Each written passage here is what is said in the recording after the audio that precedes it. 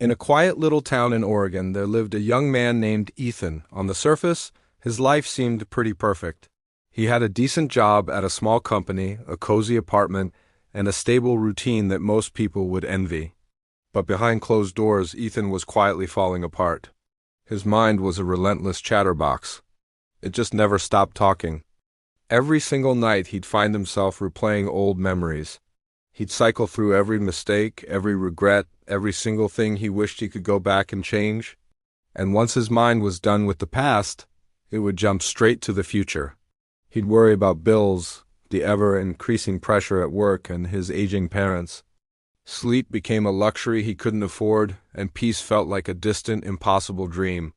One afternoon, a friend noticed how worn out he looked and said, "Ethan, you should go see the old monk who lives near the river. People around here say he has a special way of helping troubled souls find peace." Desperate for a change, Ethan decided to give it a try. The very next morning, he packed a small bag and set off on his journey.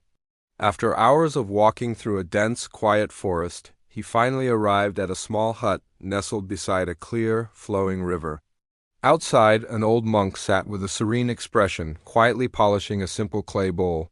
He looked calm, gentle, and as timeless as the river itself. Ethan approached cautiously and bowed. "Master," he began, his voice trembling slightly, "my mind never rests. I'm so tired. All I want is a little bit of peace." The monk looked up, and a soft, knowing smile spread across his face. He gently handed Ethan an empty bamboo basket.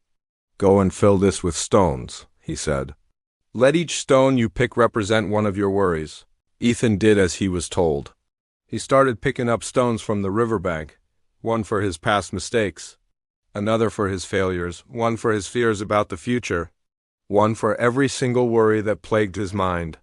Soon, the basket became incredibly heavy, and his hands began to tremble under the weight. The monk then pointed to a steep hill nearby. "Now," he said, "carry this basket to the top." Ethan started to climb. The path was steep and rugged. His breath grew heavy, his arms burned from the strain, and sweat dripped down his forehead. When he finally, painstakingly, reached the top, he dropped the basket with a loud thud. Panting, he gasped, "It feels like I just carried an entire mountain on my shoulders." The monk, who had followed him up, nodded slowly.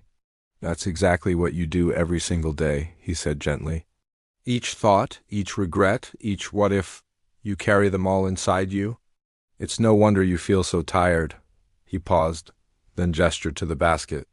"Now throw one stone away." Ethan picked up a stone and tossed it over the edge of the hill. Then he threw another and another. One by one, he started letting go of the heavy stones, and with every single one that fell and disappeared down the hillside, he felt his heart grow a little bit lighter. He kept going until the basket was completely empty. Standing there at the top of the hill, the wind gently brushing his face, and the river whispering its song below, Ethan felt something he hadn't felt in years. Silence. His mind was quiet. The monk looked at him and said, "Peace is not found when your thoughts completely disappear. Peace is found when you stop carrying the ones that don't belong to this present moment." As Ethan walked back down the hill, the setting sun painted the sky in brilliant shades of gold and orange. The basket in his hand was empty, but for the first time in a very long time, his heart was full. This story is a beautiful reminder for all of us. How many stones are you carrying in your own basket today? Maybe it's time to set some of them down. Thank you for watching. If this story resonated with you, please like, share, and subscribe for more content to help you find your own peace.